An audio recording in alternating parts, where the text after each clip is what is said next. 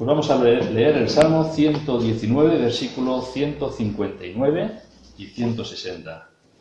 Dice: Mira, oh Jehová, que amo tus mandamientos. Vivifícame conforme a tu misericordia. La suma de tu palabra es verdad, y eterno es todo juicio de tu justicia. Quería leer este salmo sobre todo por esa preciosa frase: la suma de tu palabra es verdad. En el Nuevo Testamento encontramos esa afirmación del Señor Jesucristo: tu palabra es verdad.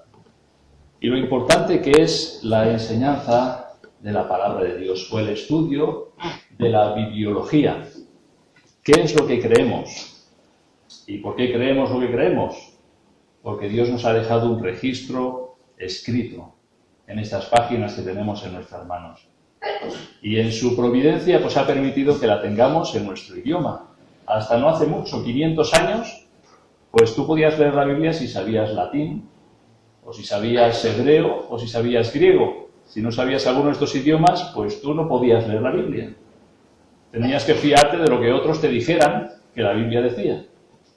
Pero en el tiempo de la Reforma, sobre el año 1500 y pico, pues hubo una explosión en cuanto a la traducción de las Escrituras, y así es que fue traducida a muchísimos idiomas, gracias a Dios, y se ha publicado, y se ha repartido, y se ha distribuido, y posiblemente es el libro más publicado que hay en el mundo.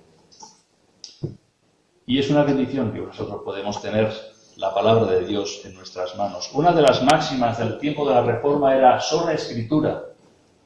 Sola Escritura. Solo la palabra de Dios es la que tiene la autoridad en toda materia de fe y de práctica en la vida cristiana. La palabra de Dios, las Escrituras, nada más.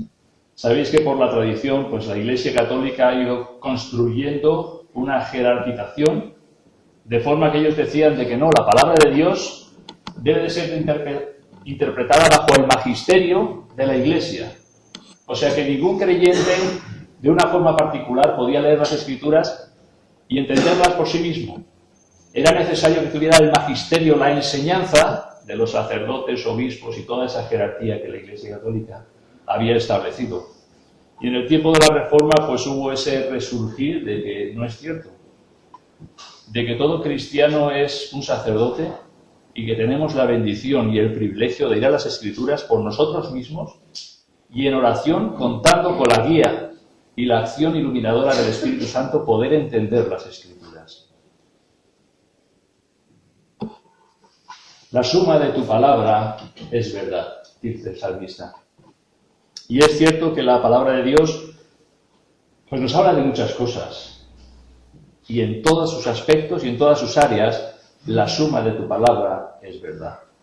Y se ha demostrado a través de los años. Si tú lees la Biblia como un libro histórico, te das cuenta de que coincide plenamente con las cosas que sucedieron efectivamente en la historia. Los grandes imperios que han habido, Babilonia, Egipto, el imperio griego, ¿verdad? Todo eso lo vemos en las Escrituras y coincide plenamente con la historia. Si pensamos en geografía, pues la Biblia es verdad. La suma de tu palabra es verdad. Y lo que nos dice es cierto.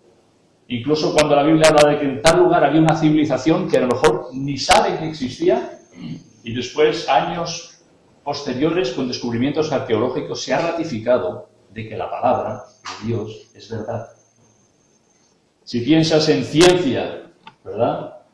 Pues también, como el Señor nos explica en las Escrituras, como Él cuelga la tierra, dice, sobre nada.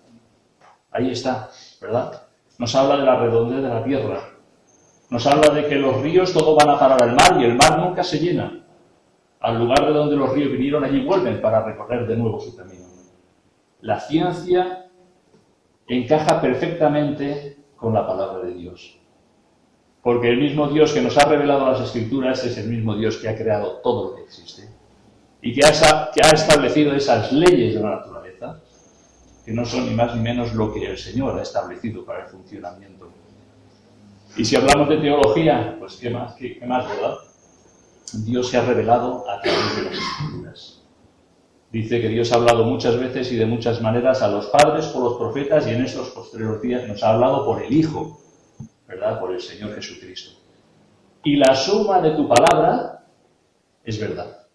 Ciencia, historia, geografía, teología, cualquier área que podamos considerar, la palabra de Dios es verdad.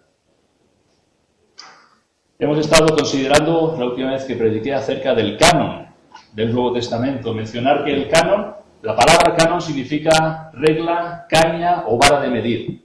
Era algo que marcaba una diferencia con el resto de las cosas. En cuanto a las Escrituras, el canon es el conjunto de libros reconocidos y aceptados como inspirados por Dios.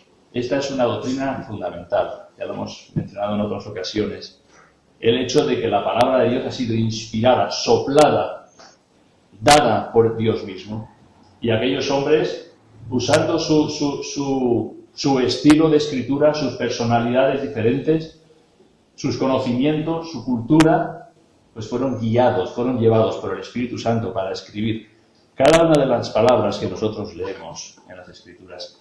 También mencionamos que al principio del ministerio de Jesús fue un ministerio oral. Jesús iba enseñando, iba a las ciudades, iba predicando, iba anunciando el Evangelio del Reino de una forma oral. No había nada por escrito. Después de que Jesús murió y resucitó, pasaron como 15-20 años que los apóstoles continuaron con la misma labor. La labor de una enseñanza oral, hablando acerca del Señor Jesucristo. De lo que Él hacía, de sus enseñanzas, y después, pues de 15 o 20 años, el Espíritu Santo influyó, el Señor guió a los apóstoles a que dejaran por escrito esas enseñanzas de la palabra de Dios. Si alguno de nosotros tuviéramos que escribir algo que sucedió hace 20 años, pues posiblemente nos costaría, ¿verdad? Recordar todos los detalles como fueron. Pero Jesús dijo a sus discípulos, a sus apóstoles, le dijo: el Espíritu Santo, a quien el Padre enviará en mi nombre, Él os enseñará todas las cosas y os recordará todo lo que yo os he dicho. Ahí estaba la acción del Espíritu Santo, inspirando a aquellos santos escritores, para recordar todo lo que yo os he dicho, todo lo que Jesús había enseñado a sus discípulos. Vimos algunas causas por las cuales se hizo necesario dejar por escrito la sana doctrina.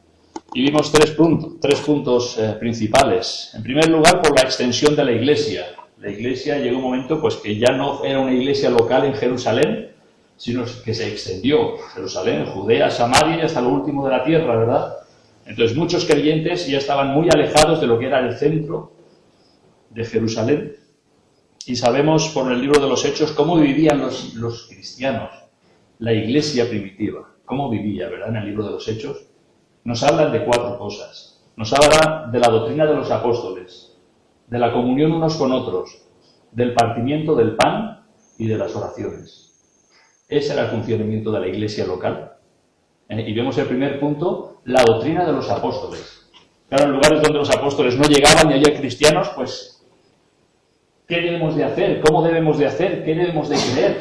¿Verdad? Y se hizo necesario, y ahí las cartas del apóstol Pedro, las cartas del apóstol Pablo, pues escribiendo a diferentes iglesias locales de cuál era la doctrina de los apóstoles. ¿Qué significa eso? La enseñanza de los apóstoles, los discípulos de Jesús, aquellos que anduvieron con él, y a través de las cartas se fueron propagando y extendiendo. En segundo lugar, por la falsa doctrina. Siempre el diablo ha tenido su labor de corromper la verdad de la palabra de Dios. Siempre. Siempre. Y entonces, por la propagación de la falsa doctrina es necesario escribir la sana doctrina. Mencionamos como Gálatas fue escrito para dar la enseñanza acerca de aquellos judaizantes, aquellos que querían llevar a los gentiles a guardar la ley y la circuncisión para poder ser salvos. Y Pablo pues tiene que escribir la epístola a los Gálatas. Y después hay otras epístolas que también, con el propósito de corregir la falsa doctrina. Y en tercer lugar vimos el propósito era que los apóstoles, aquellos que habían sido testigos oculares del Señor, que habían andado con Él, pues morían. Llegaban al final de sus días, morían. Y si no dejaban nada por escrito, pues ahí quedaba todo, ¿verdad? Incluso el apóstol Pedro, en una de sus epístolas, pues dice: tengo entendido que en breve debo de abandonar el cuerpo, Dice, y yo no dejaré de recordaros siempre estas cosas. ¿Cómo lo iba a hacer? A través de sus epístolas. Yo no voy a dejar de recordaros estas cosas, para vosotros es seguro, ¿verdad? Y da testimonio de que ellos vieron, contemplaron, tocaron en relación al verbo de vida que era el Señor Jesucristo. Y dieron ese testimonio por escrito. Así que el canon del Nuevo Testamento, ese conjunto de libros que se reconoció como inspirados por Dios, se cerró en el mismo momento en el que el apóstol Juan terminó de escribir el libro de Apocalipsis. Ahí quedaba completo el canon del Nuevo Testamento. El último de los libros del Nuevo Testamento, Apocalipsis, en el año 95 aproximadamente después de Cristo, Juan lo escribió. Y ahí quedó completo. Toda la revelación de Dios quedaba completada. La fecha del Nuevo Testamento fue escrita principalmente, casi en su totalidad, en la segunda mitad del primer siglo. O sea, del año 50 al año 100, en esos 50 años se escribieron todos los libros del Nuevo Testamento. Los 27 libros que nosotros tenemos en nuestro Nuevo Testamento. El primero que se escribió fue seguramente Primera de Tesalonicenses, en el año 52, por el apóstol Pablo, y el último en el año 95, por el apóstol Juan. Ahora hemos visto estas causas por las que se dejó por escrito y se escribió el Nuevo Testamento, pero hay una causa que está por encima de todas ellas. Y el Nuevo Testamento, y es que el Nuevo Testamento se escribió porque Cristo resucitó. Sin la resurrección de Cristo no hubiera habido ningún Nuevo Testamento. Con la muerte de Jesús, los discípulos se vinieron abajo. Todas sus esperanzas en el Mesías se vieron truncadas. ¿Recordáis aquellos dos discípulos que iban camino de Emaús? Que le explicaron a Jesús, ya resucitado, sin reconocerle. Decían, pero nosotros esperábamos que Él era el que había de redimir a Israel. Y ahora, además de todo esto, hoy es ya el tercer día que esto ha acontecido. Nosotros esperábamos que Él era el que había de redimir a Israel. Pero está muerto. Está muerto. Todas las esperanzas que ellos habían depositado en Jesús, en Cristo, se habían venido abajo. No habían entendido todavía que era necesario que Cristo muriese y que al tercer día resucitase. Así que la causa principal por la que se escribió el Nuevo Testamento es la resurrección del Señor Jesucristo. Si Jesús no se hubiera de nuevo aparecido a ellos como el Cristo glorificado, resucitado, ellos nunca hubieran escrito nada de Él. La historia de la vida de Jesús se forjó debido a su resurrección. ¿No se había escrito nada antes de que Cristo resucitara? El Nuevo Testamento era el cumplimiento de todas las promesas del Antiguo Testamento y el Señor no deja las cosas a medias. El Señor, cuando empieza una obra, pues la concluye. Y el Nuevo Testamento es la conclusión de todas aquellas promesas del Antiguo Testamento. Los autores del Nuevo Testamento, vamos a ver un poquito de los autores del Nuevo Testamento, los escritores, aquellos hombres que fueron guiados por el Espíritu Santo para escribir las Escrituras. El autor por excelencia, por supuesto, es el Espíritu Santo. Es el mismo que inspiró a los profetas en el Antiguo Testamento, a Moisés, a David, a Salomón, a tantos profetas, los profetas menores, Isaías, Jeremías. Es el mismo autor el que inspiró a Pablo, a Mateo, a Juan, ¿verdad? Así que el autor por excelencia del Nuevo Testamento es el Espíritu Santo, quien guió a aquellos hombres a que escribieran las palabras que les daba. Los hombres que registraron el Nuevo Testamento fueron apóstoles, aquellos que fueron escogidos por Jesús mismo y anduvieron con Él. Fueron 8 los autores, los escritores del Nuevo Testamento. 8. Mateo, Marcos, Lucas, Juan, Pablo, Santiago, Pedro y Judas. Hay algunos que no hay ningún problema. Podríamos decir Mateo, podríamos decir Juan, Pedro, cada uno de ellos fueron apóstoles, reconocidos del Señor y enseñados por Él. Y de los otros, pues vamos a ver algunas cosas interesantes. Por ejemplo, decimos que los escritos del Nuevo Testamento fueron escritos por apóstoles. Bien, Marcos y Lucas no fueron apóstoles. No fueron apóstoles. pero sí recibieron la autoridad apostólica. ¿Esto qué quiere decir? Quiere decir que lo que ellos escribieron recibieron la aprobación de los otros apóstoles. Los reconocieron como escritos inspirados divinamente. El Evangelio de Marcos, algunos lo han denominado el Evangelio de Pedro, debido a la cercanía que Marcos tuvo con este apóstol. Es muy posible que Marcos registrara lo que Pedro predicaba acerca de Jesús. Y de escuchar las enseñanzas del apóstol Pedro, Marcos escribió el Evangelio de Marcos. Y entonces tenía esa aprobación apostólica. Es como si alguien está tomando nota de lo que yo estoy diciendo y después me lo enseña. Y lo leo y digo, efectivamente, esto es lo que yo he dicho. Está bien, ¿verdad? Puedo poner mi firma, está correcto.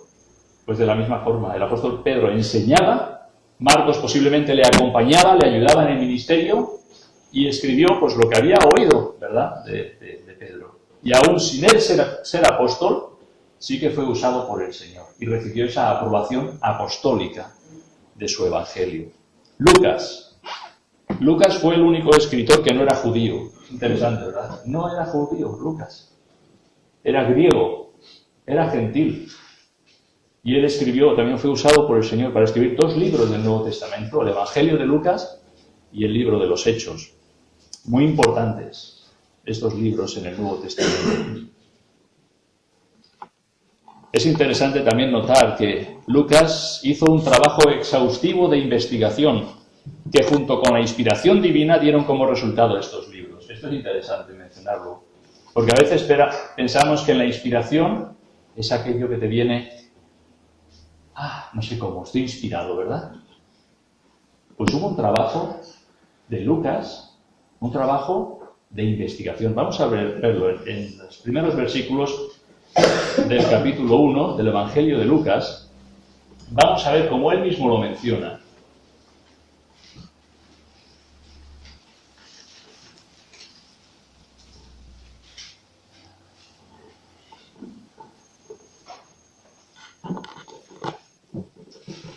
Lucas capítulo 1, versículo, vamos a ver del 1 al 4, pero iremos leyendo versículo a versículo.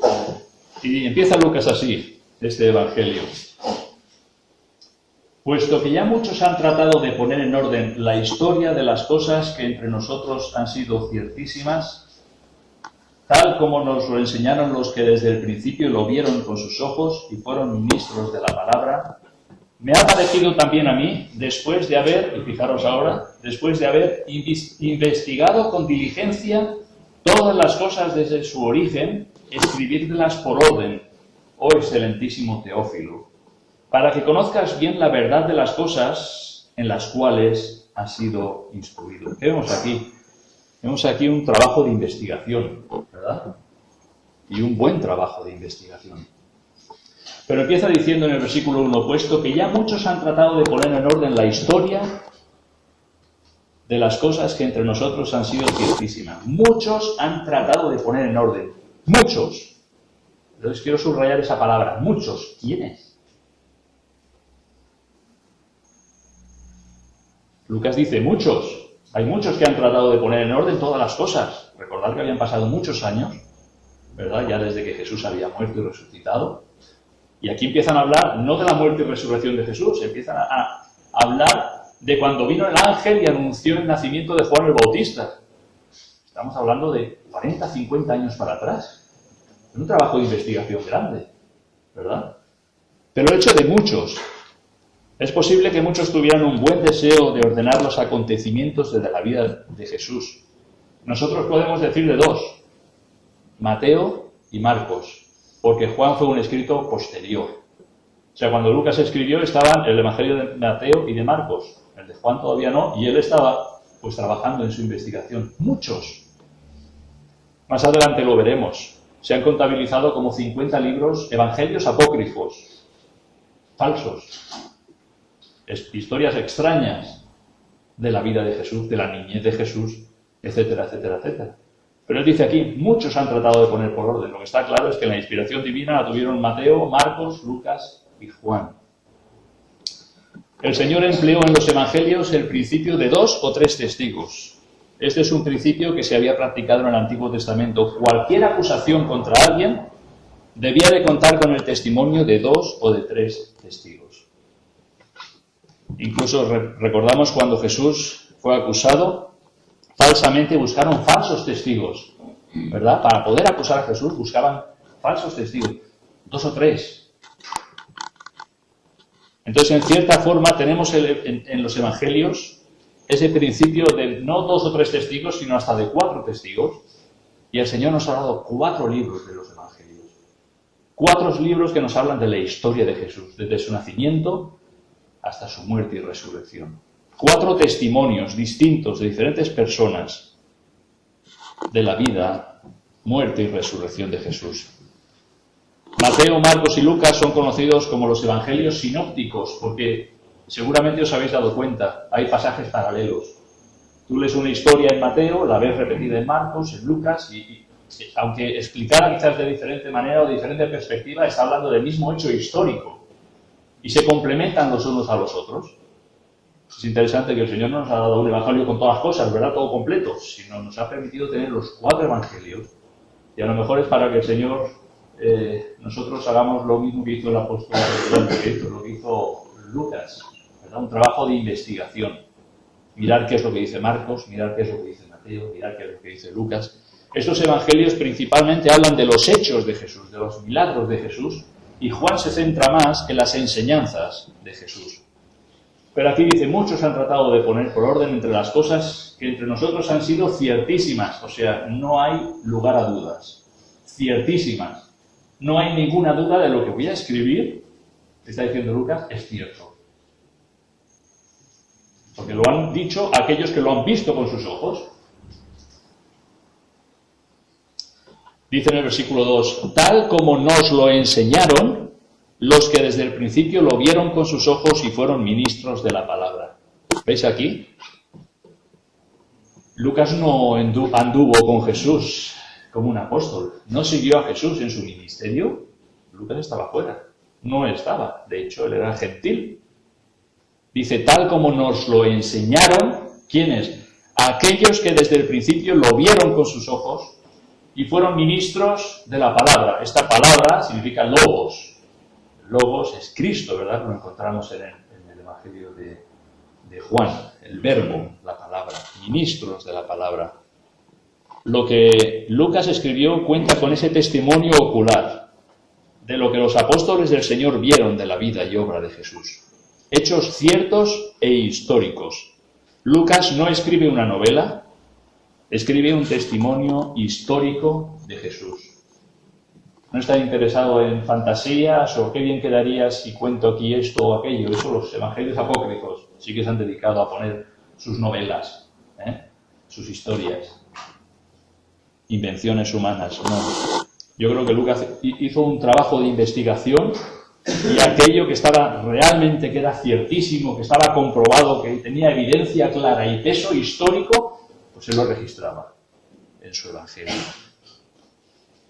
Dice, me ha parecido también a mí, en el versículo 3, me ha parecido también a mí. Pero podía haber dicho, bueno, si muchos han tratado de poner por orden la historia, pues yo me dedicaré a otra cosa. A veces nosotros pensamos así, ¿verdad? Como muchos ya hacen esto, ¿yo para qué lo voy a hacer? Aquí Lucas dice, muchos han tratado, pero me ha parecido también a mí. Sin duda tenía ahí esa guía del Espíritu Santo, ese deseo producido por el Espíritu Santo de escribir también, de investigar con diligencia y de escribir las cosas desde su origen. Dice, escribírtelas por orden, oh excelentísimo Teófilo. Este Teófilo es un amigo de Lucas, posiblemente una persona bien reconocida dentro del imperio romano, y Lucas le escribe a su amigo Teófilo. Dice, con toda diligencia es con todo esmero. Con todo esmero. Lucas hizo ese trabajo diligente de investigación, de recabar datos, y no solamente investigar, sino entender lo que había sucedido. Entender lo que había sucedido. En la versión 1909 Dice, después de haber entendido todas las cosas desde el principio con diligencia. O sea, no solamente es un trabajo de investigación, sino de entender realmente cómo Dios obró en la vida de Jesús, en todos los acontecimientos históricos. Dice en el 4, para que conozcas bien la verdad de las cosas en las cuales has sido instruido. Ahí hay un énfasis. Para que conozcas bien la verdad. La suma de tu palabra es verdad. Para que conozcas bien la verdad de las cosas en las cuales has sido instruido. Parece ser, Teófilo ya había oído de la historia de Jesús. Pero aún así, Lucas hizo todo este trabajo de investigación, guiado por el Espíritu Santo de Dios, para mostrar a su amigo Teófilo que conozca bien las cosas, la verdad de las cosas en las cuales ha sido instruido. El Evangelio de Lucas es un registro histórico de lo que sucedió en los días de Jesús. Como he mencionado, Lucas no fue testigo ocular en el Evangelio, lo que narra en el Evangelio de Lucas, pero en el libro de los Hechos, en la segunda mitad del libro de los Hechos, Lucas sí que está presente, ¿verdad? El libro de los Hechos nos habla del principio de la extensión de la Iglesia, los viajes del apóstol Pablo, y a mitad de la epístola pues aparece también Lucas como acompañando a Pablo en sus ministerios. Si preguntáramos, ¿qué apóstol sobrevivió a un naufragio? Seguro que todos sabemos quién fue, ¿verdad? ¿Qué apóstol sobrevivió a un naufragio en alta mar? Diremos, pues el apóstol Pablo. Bien. Pero ¿sabéis que Lucas estuvo también en el mismo naufragio? ¿Verdad? Siempre decimos el apóstol Pablo, pero es que Lucas pasó los mismos días que Pablo en el barco y probó lo mismo el agua fría que tuvo que pasar Pablo y tuvo que ir a la costa nadando igual que a Pablo o en tablas o como podía para salvarse del naufragio. Y no solamente Lucas, también Aristarco. Esto lo podemos ver en Hechos, vamos a ver solamente como algo curioso, ¿verdad? En Hechos capítulo 27. Para que podamos entender que Lucas es cierto que no fue testigo ocular de lo que escribió en el Evangelio, pero en el libro de los Hechos, en la segunda parte, la segunda mitad, Lucas estaba acompañando a Pablo. Hechos 27 y versículo 1 y versículo 2. Dice, cuando se decidió que habíamos de navegar para Italia, entregaron a Pablo y a algunos otros presos a un centurión llamado Julio de la compañía Augusta. Y embarcándonos, ahí está Lucas, y embarcándonos en una nave adramitena que iba a tocar los puertos de Asia, zarpamos, ahí también estaba Lucas, estando con nosotros Aristarco, macedonio de Tesalónica. Ahí lo vemos, ¿no?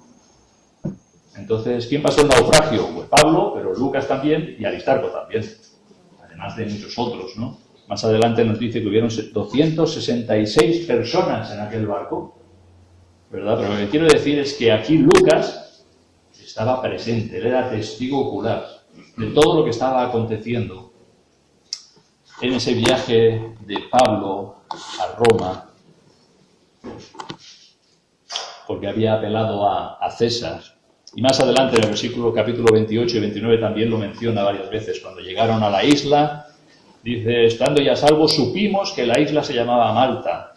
Más adelante dice que los de Malta encendieron un fuego y nos recibieron a todos a causa de la lluvia que caía. Nos recibieron, estuvimos, fuimos.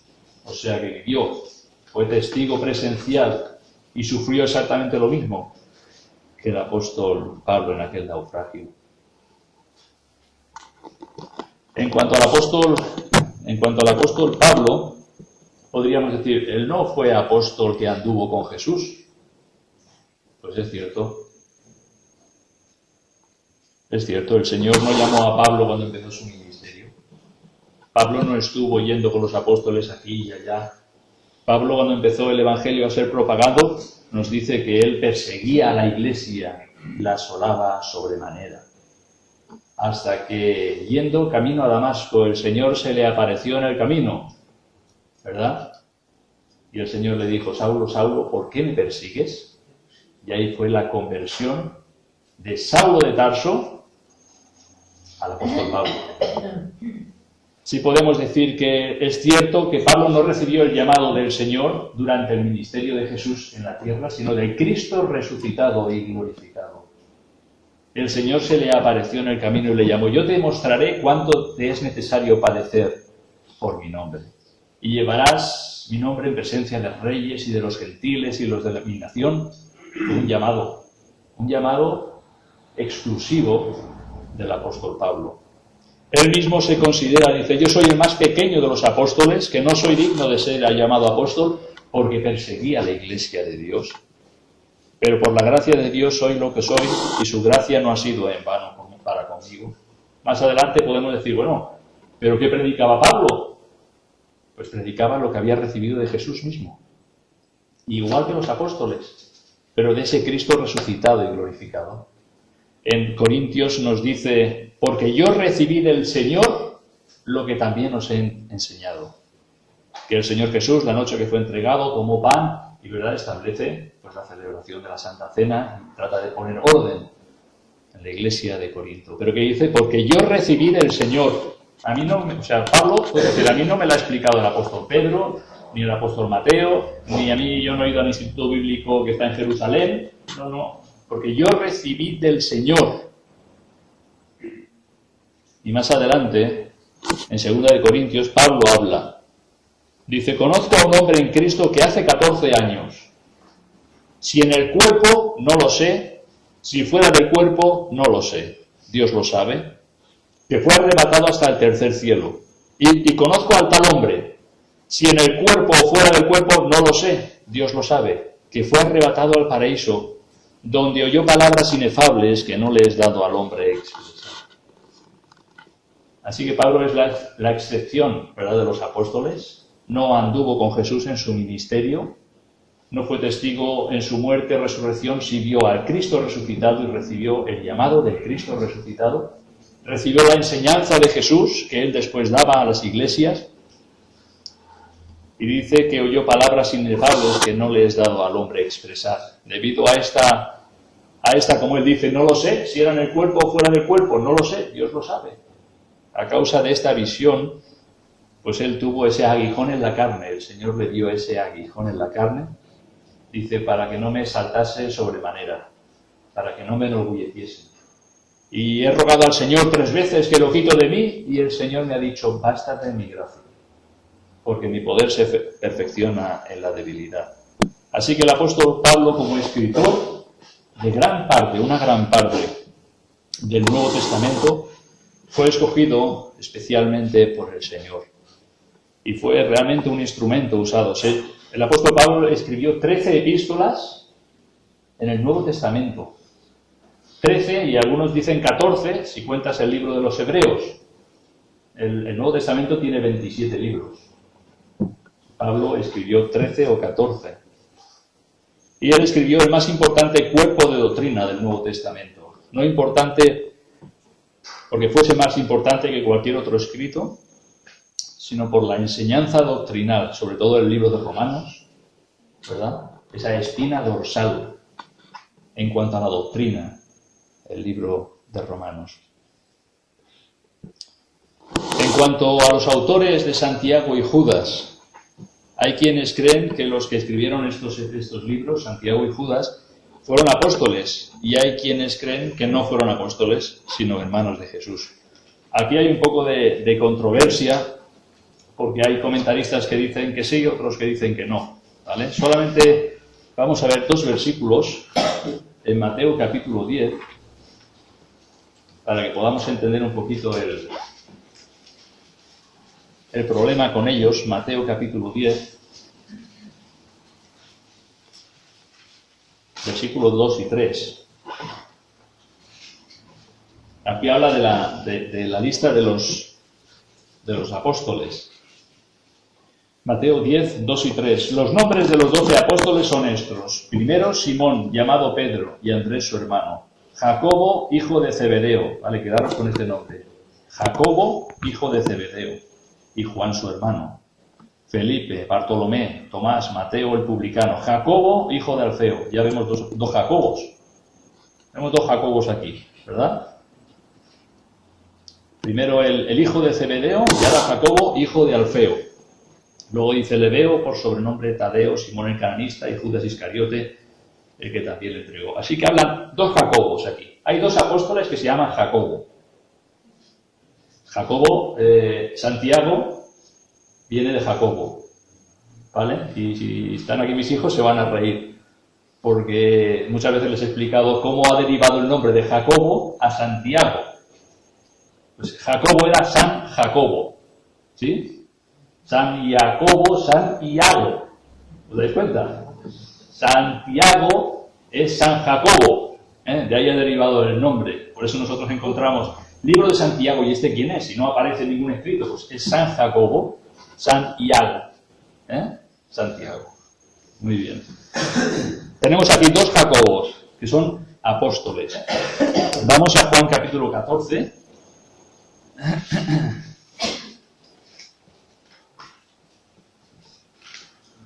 Y versículo 22.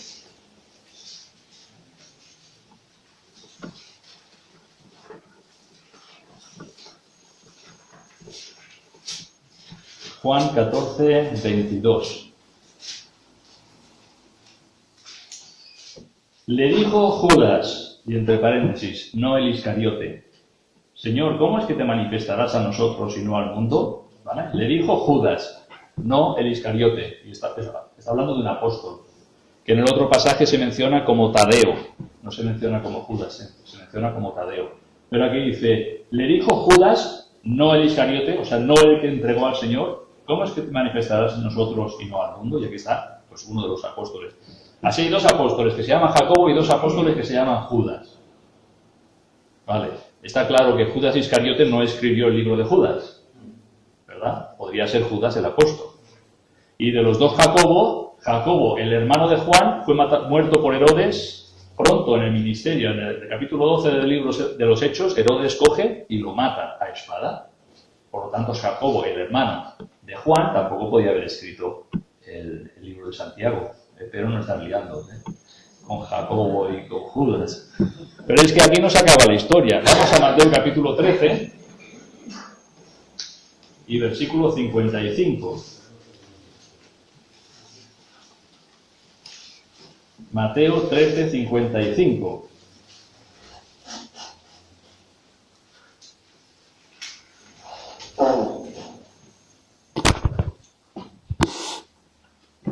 Y hablando de Jesús dicen, ¿no es este el hijo del carpintero? ¿No se llama su madre María y sus hermanos Jacobo, José, Simón y Judas? Vaya. O sea, tenemos dos apóstoles que se llaman Jacobo, tenemos dos apóstoles que se llaman Judas y tenemos dos hermanos de Jesús, que uno se llama Jacobo y otro se llama Judas. Y aquí es donde viene el lío. ¿Quién escribió Santiago y Judas? ¿Verdad? Hay comentaristas que te dicen fueron los apóstoles, otros dicen posiblemente fueron los hermanos de Jesús. Posiblemente fueron los hermanos de Jesús. Lo cierto es que ellos, tanto en el libro de Judas como en el libro de Santiago, no se presentan como apóstoles. Así como cuando escribe Pedro, Pedro o Pablo. Pedro, apóstol de Jesucristo, Pablo, apóstol de Jesucristo. Ni Santiago ni Judas se presentan como apóstoles. Empieza Santiago, siervo de Dios y del Señor Jesucristo. Y Judas dice, Judas, siervo de Jesucristo y hermano de Jacobo. O sea, Judas era hermano de Jacobo. ¿De qué Jacobo? Os dejo que lo estudiéis. Os dejo que lo estudiéis a vuestro aire. Total, que ni los comentaristas se ponen de acuerdo. Si fueron unos, si fueron otros. Posiblemente dicen, fueron los hermanos de Jesús que creyeron en él después de resucitar. Creyeron en él. Y posiblemente Jacobo, Santiago, era un pilar de la iglesia en Jerusalén y Judas posiblemente también era el hermano del Señor y por eso no se presentan como apóstoles, ¿no? Se presentan como siervos del Señor. Sea como fuere, estos libros también cuentan con la aprobación apostólica. Si fueron apóstoles, bien, pero si no lo fueron, también reciben el reconocimiento apostólico como libros canónicos por los padres de la iglesia. Así que hemos hablado un poquito de los autores del Nuevo Testamento. No he dicho nada de Mateo porque está claro, no he dicho nada de Juan o de Pedro porque está claro. He mencionado a aquellos que hay un poco más de... podamos entenderlo un poquito mejor. Ahora hay evidencias en el Nuevo Testamento de que un autor considera inspirados los escritos de otro autor, ¿vale? Del Nuevo Testamento. Voy a mencionarlo, no vamos a ver los versículos porque se está alargando. Pero dice Pablo, habla acerca de los escritos de Lucas. Menciona, el apóstol Pablo menciona en 1 Timoteo 5:18, pues la Escritura dice, no pondrás bozal al buey que trilla y digno es el obrero de su salario. Esto es una cita que hace el apóstol Pablo de los escritos de Lucas. Pero muy bien, tú buscas las citas y te das cuenta que dice que la primera parte, no pondrás bozal al buey que trilla, es un versículo de Deuteronomio capítulo 25. No pondrás bozal al buey que trilla. Y cuando dice que digno es el obrero de su salario, Lucas dice, y posad en aquella misma casa comiendo y bebiendo lo que os den, porque el obrero es digno de su salario, no os pasáis de casa a casa. ¿Qué es lo que está haciendo aquí Pablo? Está citando en un versículo un trozo de Deuteronomio y un trozo de Lucas. Por lo tanto, le está dando la misma validez a la escritura del Antiguo Testamento como a los escritos de Lucas. ¿Me explico? Le está dando exactamente la misma validez. Está poniendo al mismo nivel los escritos de Moisés en la ley con los escritos que Lucas cita en su Evangelio. Por lo tanto, reconocen la inspiración divina tanto en Moisés como en Lucas. Después Pedro también menciona ese versículo tan conocido acerca del apóstol Pablo.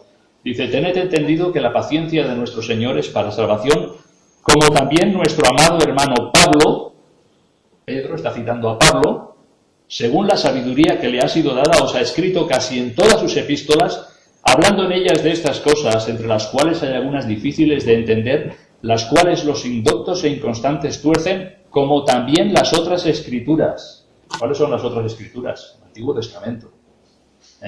Y vemos que Pedro está poniendo al mismo nivel los escritos del Antiguo Testamento de los escritos de esas epístolas del apóstol Pablo. Y una cita más, Judas, con los escritos del apóstol Pedro. Dice, pero vosotros, amados, tened memoria de las palabras que antes fueron dichas por los apóstoles de nuestro Señor, los que os decían, en el postrer tiempo habrá burladores que andarán según sus malvados deseos. Esto son palabras dichas por los apóstoles de nuestro Señor. Habrá burladores que andarán según sus malvados deseos. Buscas a Pedro y dice, sabiendo primero esto, que en los postreros días vendrán burladores. Está haciendo una referencia directa a este versículo. Vendrán burladores andando según sus propias concupiscencias. Judas reconoce los escritos de Pedro también como inspirados por Dios, como formando parte del canon de las Escrituras. Esto es palabra de Dios. Ese reconocimiento que hace un escritor de los escritos de otro y que circulaban por las iglesias es una prueba de que eran escritos aceptados como inspirados por Dios y dignos de toda confianza, así como el Antiguo Testamento. El canon del Nuevo Testamento se completó cuando se acabó de escribir, ya lo he mencionado antes, el libro de Apocalipsis. Pero el reconocimiento definitivo del canon por parte de la Iglesia Universal fue un proceso que requirió varios siglos. Pasaron siglos para que la Iglesia, de una forma universal, reconocieran todos esos escritos apostólicos como palabra de Dios. Mencioné también el otro día las 4 reglas a las que era sometida un libro para saber si realmente era palabra de Dios. Una era su paternidad apostólica, o reconocimiento apostólico, aprobación apostólica, o sea, directamente de los apóstoles del Señor. ¿Vale? En segundo lugar, que los creyentes fuesen edificados, que fuesen escritos que realmente cambiasen vidas. Y eso se ha dicho, ¿verdad? El libro que ha cambiado más vidas en esta tierra es la Biblia, la palabra de Dios. En tercer lugar, un reconocimiento general por parte de la Iglesia, por parte de los creyentes. Un reconocimiento general. Y después que dieran evidencias de ser inspirados. Ya a principios del segundo siglo, recordar que fueron escritos del año 50 al año 100, ¿vale? Todo el Nuevo Testamento, pues a principios del segundo siglo se admitió de forma general la autoridad de los 4 evangelios, Mateo, Marcos, Lucas y Juan, así como las cartas del apóstol Pablo a las iglesias, de una forma general, y al principio del segundo siglo ya se aceptaban como palabra inspirada por Dios. Antes de terminar ese segundo siglo, se reconoció el libro de los Hechos, las cartas de Pablo a Timoteo, Tito y Filemón, y las cartas primera de Pedro y primera de Juan. Ahí estaban. Todos esos ya tenían un reconocimiento general por parte de la Iglesia. Las epístolas de segunda y tercera de Juan, el libro de Judas, Santiago y segunda de Pedro, tardaron más en ser reconocidas de una forma general. Fueron libros que tardaron más en ser reconocidas de una forma general. En parte por su brevedad y en parte por su circulación limitada geográficamente. La epístola a los hebreos halló cierta resistencia y Apocalipsis era generalmente admitido por occidentales, pero era visto con recelo en el oriente. Así que vemos los movimientos que hubieron pues, años y años y años dentro de las iglesias. Y podríamos ver listas que hacen los padres de la iglesia, discípulos de los apóstoles, que hacen sus listas. Tienes a Orígenes, tienes a Tertuliano, tienes a Ireneo, y cada uno hace sus listas de los libros que reconocían como inspirados por Dios. Y había una norma general, y habían esos 4 o 5 libros, pues que a veces sí, a veces no, unos sí, otros no, hasta que fueron pasando los años. El estudio de la evolución del canon del Nuevo Testamento proporciona una evidencia convincente de que la mano de la providencia guió en la formación del canon de la palabra escrita de Dios. Ahí estaba la providencia de Dios, guiando todas las cosas. Las decisiones que produjeron que el canon de 27 libros fuera concluido no fueron la decisión de una iglesia organizada que expresara su voluntad mediante un papa o un concilio general. Más bien, el canon de las Escrituras evolucionó gradualmente durante 4 siglos, a medida que muchos cristianos, bajo la dirección del Espíritu de Dios, reconocieron que ciertas obras habían sido inspiradas por el mismo Espíritu y otras obras no lo habían sido. Y era muy importante que quedara definido y concluido y sellado aquellos libros que habían sido inspirados por Dios, porque pronto empezaron a circular esos libros apócrifos, que no fueron escritos por los apóstoles, que no contaban la aprobación apostólica y que contaban historias extrañísimas acerca de la vida de Jesús. Y pronto, claro, había que hacer un filtro. Vamos a leer la epístola de tal. Bueno, pero ¿esto es palabra de Dios? ¿O qué es? ¿Un escrito de quién? ¿Quién es este señor que escribió esta epístola? ¿Qué dice? ¿Concuerda con el resto del Nuevo Testamento, de las Escrituras? ¿Armoniza? Todas estas cosas eran importantes para descartar esto no y para fijar esto sí, es palabra de Dios. Entonces, hay, como he mencionado, 50 pretendidos evangelios, varios libros de hechos y epístolas. Está el Evangelio de Tomás, el Evangelio de los egipcios, el Evangelio de Nicodemo, etcétera, etcétera, etcétera. El Apocalipsis de Pedro, los hechos de Pablo, o los hechos de Pedro, o los hechos de Juan, o los hechos de Andrés, o los hechos de Tomás. O sea, por el libro de los hechos no tenemos problema, ¿verdad? Hechos y hechos y hechos y hechos. Que eran escritos que ni siquiera lo habían escrito ellos, ponían el nombre de Pedro, de Juan, de Andrés, pues para que tuvieran reconocimiento apostólico. Pero eran falsos. Quizás el que más nos suena es el Evangelio de Judas.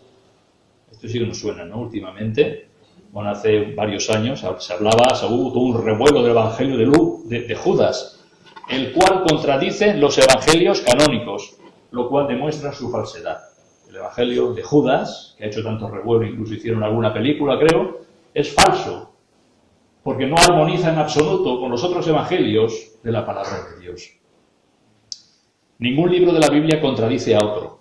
Antes, al contrario, armoniza como la palabra de Dios. El tener definido el canon del Nuevo Testamento protegió a la Iglesia de las innumerables herejías que provenían de todos estos libros. Las divisiones del Nuevo Testamento, de forma general y resumida, tenemos 5 libros históricos, que son los 4 evangelios y el libro de los Hechos. Tenemos 14 epístolas paulinas, si contamos Hebreos, o 13 si no la contamos, y 7 epístolas universales, u 8, si contamos Hebreos aquí. Y después un libro profético, que es el Apocalipsis. ¿Qué hacemos con todo esto? ¿Qué hacemos con toda esta información y todo esto? Esto es conocer un poco cómo se formó las escrituras que abrimos en la iglesia, aquello que le abrimos en nuestras casas, aquello que meditamos. Tiene toda una historia y todo un trasfondo histórico hasta llegar a nuestras manos. Entonces concluyo, la responsabilidad de todo cristiano es aprender bien la verdad de la palabra de Dios. ¿Qué le escribió Lucas a Teófilo?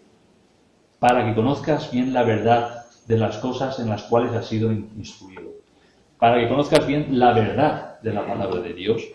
Y entonces con todo esto, con toda esta información, nosotros tenemos que ir a la palabra de Dios para escuchar qué es lo que el Señor tiene que decirnos. Para vivir de acuerdo con la palabra de Dios y a la vez esas enseñanzas poder compartirlas a otros. Conocer bien lo que creemos por medio de las Escrituras nos guardará del error y nos dará una dirección correcta para nuestras vidas. Pablo escribió a Timoteo acerca de los ancianos y una de las cualidades era retenedor de la palabra fiel tal como ha sido enseñada, para que también pueda exhortar con sana enseñanza y convencer a los que contradicen. Así que, ¿qué es lo que aportamos de nuevo? No aportamos absolutamente nada de nuevo a lo que el Señor ha dicho. La Iglesia tiene que seguir predicando hoy día la doctrina de los apóstoles, porque es que no hay otra. Se tratan de sacar cosas nuevas, enseñanzas nuevas, algo nuevo, y no lo hay. Lo que tenemos es lo que el Señor ha dejado escrito en su palabra, en las Santas Escrituras. Entonces, lo que las iglesias se tiene que predicar es la doctrina de los apóstoles, la misma enseñanza de la palabra de Dios. ¿Y qué es lo que tenemos que hacer nosotros? Recibir esa enseñanza, vivir de acuerdo a esa enseñanza y compartir esa enseñanza. Y así ha pasado la Iglesia de generación a generación. ¿Escuchando qué? La doctrina de los apóstoles. Viviendo en santidad, como la palabra del Señor nos lleva, y compartiendo esa sana doctrina a otros. Y esa es la labor de la Iglesia. Esa es la labor de la Iglesia. Conocimiento, enseñanza de la palabra de Dios para vivir de acuerdo a ella y poder compartirla. Así que os dejo con todo esto. Espero que no os haya turbado con Jacobo y con Lucas, Jacobo y Judas, y que nos sirva pues para tener ese conocimiento global, interesante, de la bibliología, de cómo nos ha llegado la palabra de Dios, y que realmente podemos tener toda nuestra confianza y fe de que cuando abrimos las Escrituras es el Señor quien habla.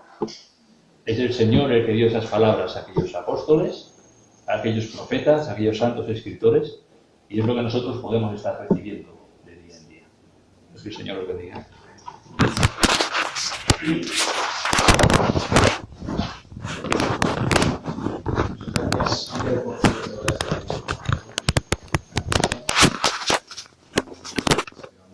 Sea muy útil para entender qué es